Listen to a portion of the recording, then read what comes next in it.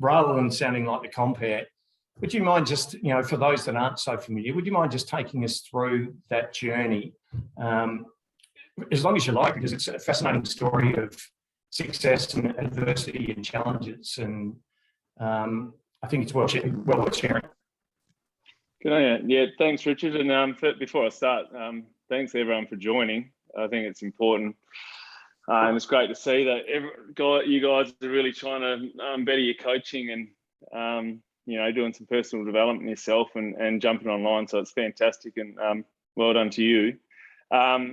For me, where I'm from, as Richard mentioned, I'm from Kalgoorlie. Originally, I had a little bit of a different background. I grew up, my grandparents, my pop was a horse trainer, and my grandmother, she worked at the local laundry. And like anyone who's been in a country town, sport was a big part of your life.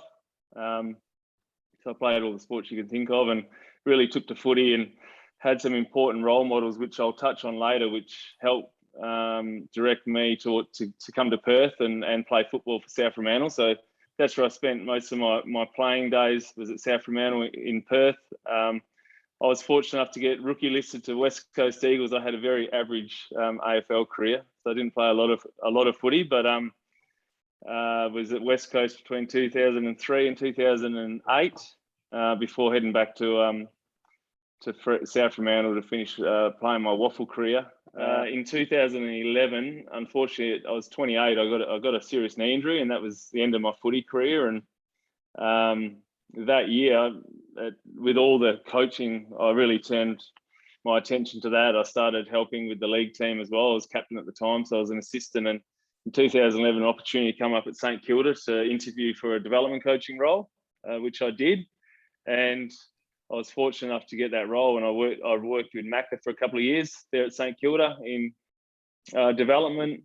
And in 2013, I moved back to West Coast Eagles, which I've currently been there right up until this stage, 8 years there in a variety of roles, development forwards, coached the back line, coached the forward line for 3 years, and also had a stint coaching their alignment team, East Perth, for 1 year. So I've done a variety of roles, and this year I've crossed the bridge and I've joined Fremantle.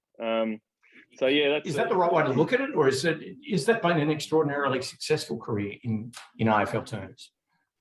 Yeah, I suppose anyone who's pulled on the boots at AFL level, it's a big achievement. I'm trying. I suppose humility is one thing of mine, and the fact that I reflect back and look that I've played AFL is a big achievement, especially where I come from.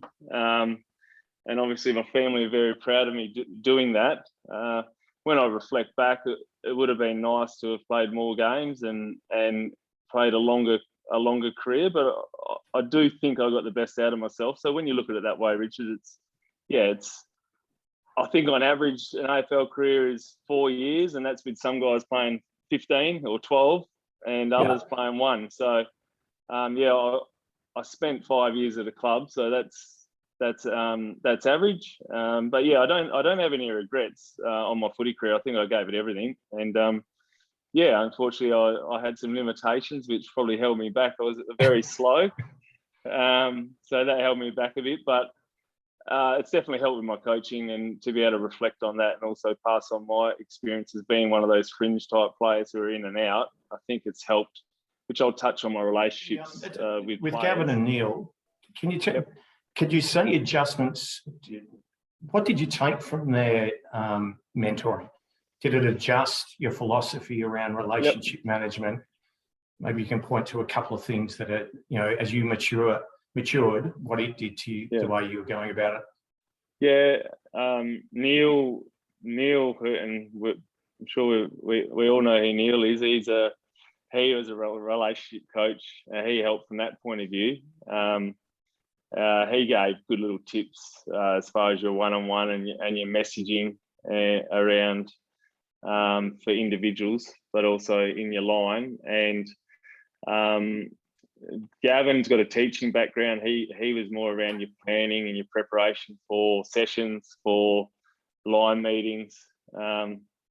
we'll put our hands up. We've all been there. We've had something not planned out as well, and it definitely doesn't work. So he was big on planning. What are you going to get out of the session? The why are you doing what you're doing? So that was Bally's angle that he took, and yeah, I took a lot away from that, and I was learning that in my teaching degree. But I've had my son plays footy, and his junior coach one day, I put him on the spot. I asked what his plan was, and he didn't have a plan for his session, and he is a dad helping out, I know. But I said, mate, you got to have a plan. What are you going to get out of the session? So yeah, that's something I took away early days, and yeah, it's really held us in good stead. That constant feedback. What you talk about is preserving the love of the game. Yep. You know, that pressure. So going back to that idea of perhaps the fringe player, perhaps the player that can see that their football mortality is a little bit or a lot shorter than somebody else, but how they get the joy, how they get the fun out of however long their career is. Yeah, that's important. I understand that that's very important to you as a coach. Yeah, protecting the love of the game, and probably thought more about it now at this elite level, because everything's so scrutinised. You know, players' performances. There's AFL 360. There's on the couch. There's all this.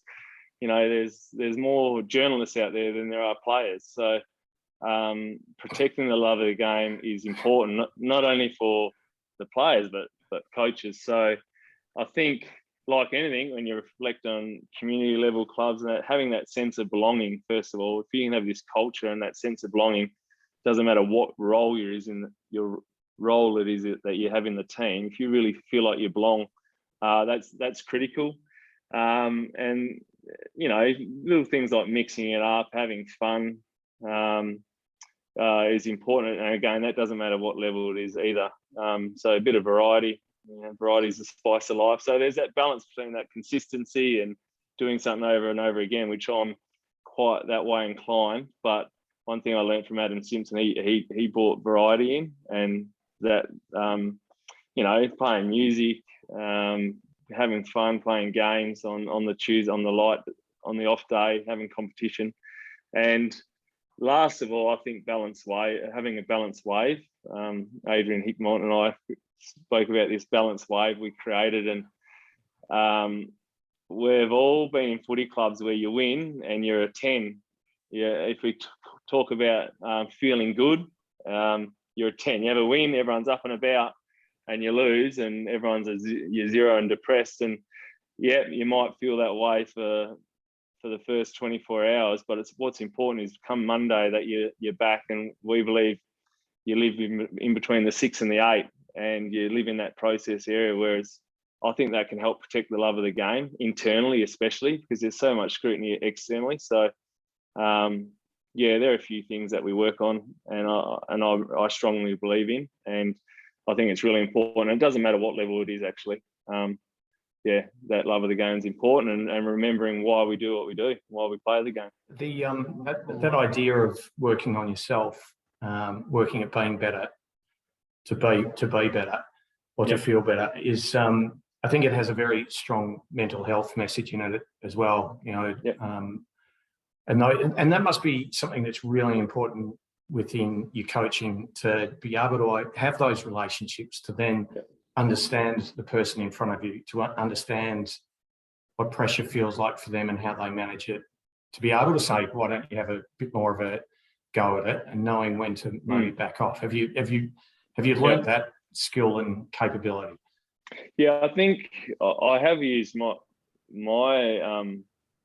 experiences in that area before, and you touched on the mental health side of things. In my playing career, I had a lot going on off field, and I was going through a battle trying to get my sister out of foster care, and that went on for years. And I was hating my footy.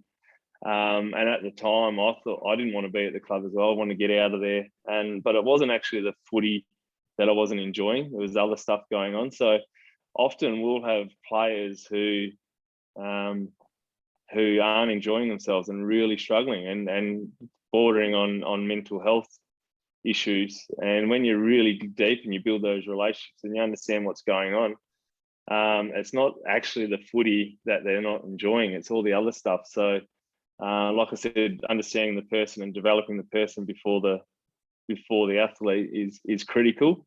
But yeah, sharing those stories with players and getting them to understand that there's other stuff that they've got to sort out as well. And sometimes footies, and getting them to understand being a part of a club and this 2 hours that they're at the club or 2 hours that they're on the field is fantastic for them, and it's not actually the footy that's causing issues. So yeah, understanding what it is that is causing the anxiety and the issues is important. So yeah, back to that first point on building relationships and knowing that person is important. I guess it's